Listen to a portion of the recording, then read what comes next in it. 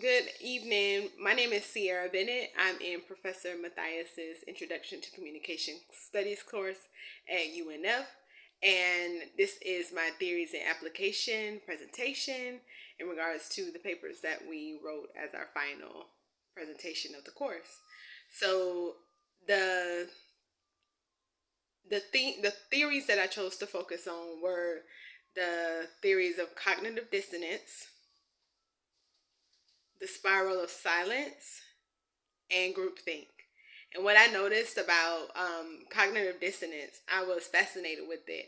When I was able to finally put words to what it is that we all experience on a daily basis, that we find ourselves making decisions, that questioning, that sense of that's associated with anxiety when it comes to making the right decision, it is dissonance. And what I found myself doing was applying that theory to multiple theories existing within the term.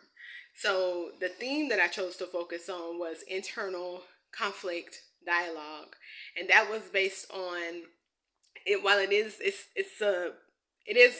conflict, but it goes further into questioning if the person would have experienced internal conflict as a result of them taking a specific action or having a belief. So the first one that I'm going to focus on right now is the cognitive dissonance, and magnitude of dissonance is the term that I chose, and that's the quantitative degree of dissonance that a person experiences. So for this one, I chose the example of Ross and Rachel with the pro-con list.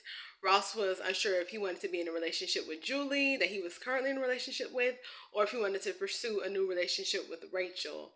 And he wrote a pro-con list at the direction of Chandler and Joey, and as a result, Rachel ends up finding it, and he gets, can you only imagine?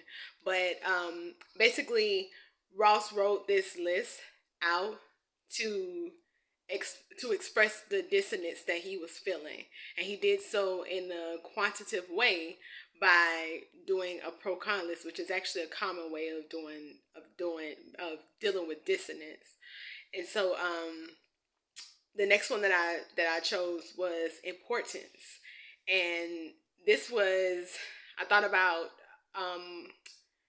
this is the degree of significance of a particular situation, or a particular situation where you decide the level of dissonance that one should expect to experience based on how you view the significance of that particular situation.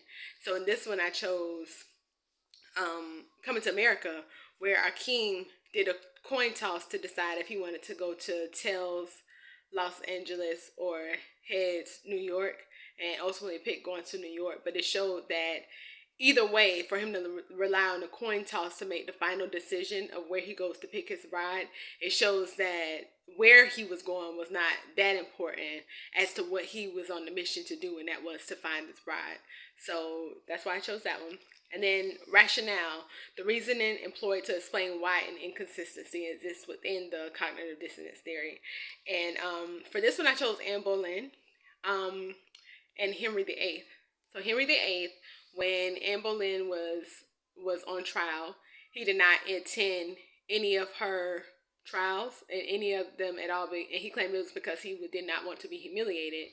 But in actuality, it was because he had conspired to have her placed on trial and tried for adultery and treason, and he didn't want to face her in actuality. So he made up this excuse to make it seem like he just did not want to be embarrassed, when in actuality he was feeling dissonance associated with the fact that he had thrown this woman who he had once professed his love for, who actually divorced his first wife for. He actually threw her under the bus, and resulted in her being executed. So for the next theory, I chose groupthink, and this is when we value the cohesiveness of the group as opposed to opposition within the group by sharing opposing ideas, and as a result we're closed minded. We're not receptive to information or willing to acknowledge information, and it can lead to tragic consequences as we've seen. So for this one, I chose the belief of inherent mortality, which is a term. And for me, the example, and okay, so first, the group is good. The belief of inherent mortality. The belief of inherent mortality states that the group is good, therefore the group's decisions are good.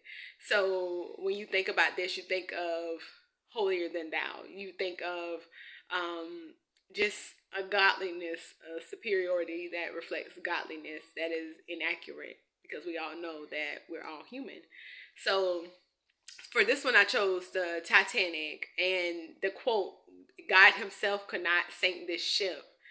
And meanwhile, they had only 20 lifeboats with the ability to carry 1,178 of the 2,229 passengers. And as a result, over 1,500 people died. So this showed that while they were a smart group of people, they were not above, mishap, and also that their decision was not a good decision in spite of the group being good. So the next term that I chose is the illusion of invulnerability. And this one, no, let me go to closed mindedness. So this is when a group ignores outside influences. And for this one, I chose Roe versus Wade. With the overturn of Roe versus Wade, there are 13 states that, in spite of doctors coming forward and explaining the significance of being able to allow women to terminate their pregnancies, in addition to the personal stories that they've had heard from women who have shared their abortion stories and the reason behind it, whether it be incest, whether it be the child, or you may lose your life, or they may have a poor quality of life, then there are reasons, medically necessary reasons, why abortion should be allowed. However, there are 13 states that have banned abortion completely, requiring that these women cross state lines in order to be able to have abortions performed regardless of the reasoning. And for that, this represents their closed-mindedness, because while these decision makers are doing these laws with no exceptions, they're also impacting women who don't have a choice, who don't their decision to do it is because they have to do it. It's not because they want to do it, it's because they have to do it. And the closed-mindedness of the group, whether it be for the politics or whether it be for the personal views, it's completely ignoring these women's needs as far as why an exception should be granted. Okay, so for the final theory that I chose was the spiral of silence.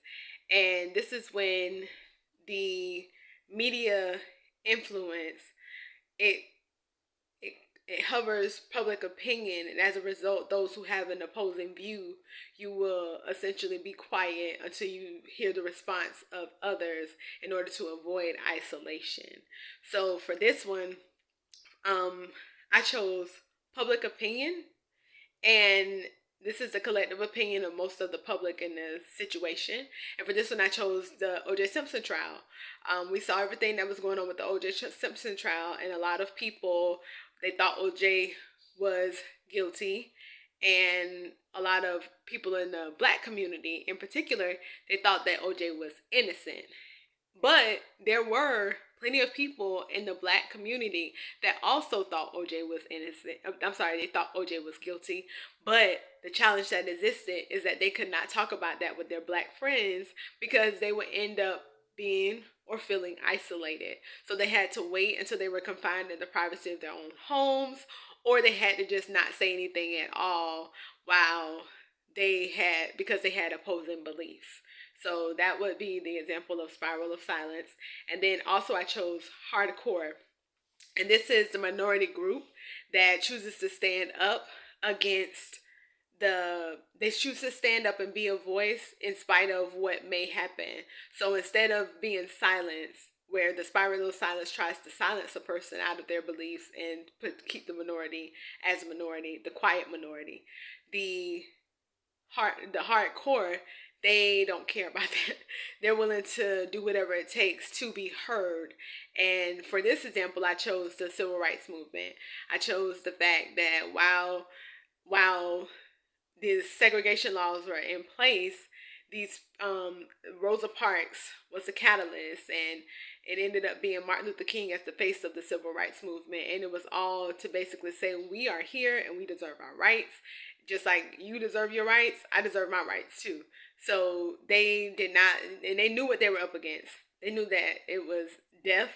They knew that they could get hurt. They knew that their families could be killed, but they were not willing to back down because they knew that they were right, and this was a fight that they had to fight. And as a result of them starting it, then the momentum picked up, and we ended up with equal rights for all. So I went a little bit over. I'm sorry, but I'm Sierra Bennett again. Thank y'all so much for taking the time to review my my video. I appreciate you. Have a good night. Bye.